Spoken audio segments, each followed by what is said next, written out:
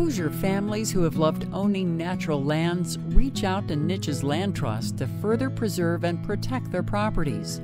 Families like the Vacendaks and their Newton County acres are grateful to be able to share their land with Niches and the public. My name's Gretchen Vacendak. It's the previous owner of this 20 acres, basically wooded. My husband wanted a little piece of land, and he saw this piece of land come up as auction. He went to the auction, and there were mostly farmers who were not interested in 20 acres of woods. And we came out and walked it, and kind of being city people, I don't think we knew what 20 acres was. We walked maybe a third of it, and the front part is kind of swampy. And I was like, oh, I don't think we want that swamp. And actually, he went further back, and we bought it. And I forget now how much we paid. $4,200. And we maybe put down $500, and we made payments of $36 a month. But this was our recreation, because we had 3 boys who would have been 6, 8, and 9 when we bought it. And we would come down here every weekend. We would come down here with the machete, with the lawnmower, with the cooler, with the dog, we had a little mini bike at one point, and we would just have fun. We came down here to commune with nature and to learn things about nature and the outdoors. You know, that would always be exciting to 3 young boys to spend time with their dad. You know, we learned to shoot down here and cook on an open fire, and a la Tom Sawyer and Huckleberry Finn, you know, live out our own little personal adventures. You built a raft that sank in the pond. When you got on it, it sank.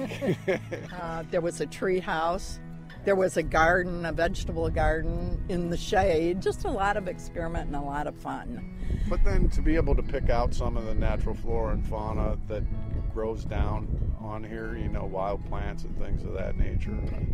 It's knowledge. Knowledge is power, you know, even to young minds. I'm the youngest. My name's Andrew Vacendak, youngest of Gretchen, and you know, we all grew up and drifted our different directions, but the nice thing was we all made honest effort to get back here at least once or twice a year with all the trees that we planted and things. It's a lot of good memories. So 3 years ago, Jim died, and of course I took stock of my life then in a different way and thought about this property. My mom had this brainstorm idea of, well, she has other relatives that are involved with wetlands and things of that nature. What a great thing to be able to do, to offer up something to everybody in your deceased husband's name. And I remember when he saw a sandhill crane, he came home, he was so excited that it landed in the swamp part, and just, he truly loved it. He really loved it. So it worked out really well all the way around, because we still get to use it, and it is what it is. It will be preserved like this certainly for the rest of my lifetime, I'm sure, and that gives it a good warm feeling. And so someone put me in touch with Gus, and from there it just took off, and I couldn't be happier. This, being out here right now with you, is better than the best day I could ever spend in an office behind a desk anywhere, you know. It feels very good to leave something, and it feels really good for me to have left something kind of in your dad's name, because he was such a giving, generous person. It's nice there's a sign there that pays homage to the man who was so humble.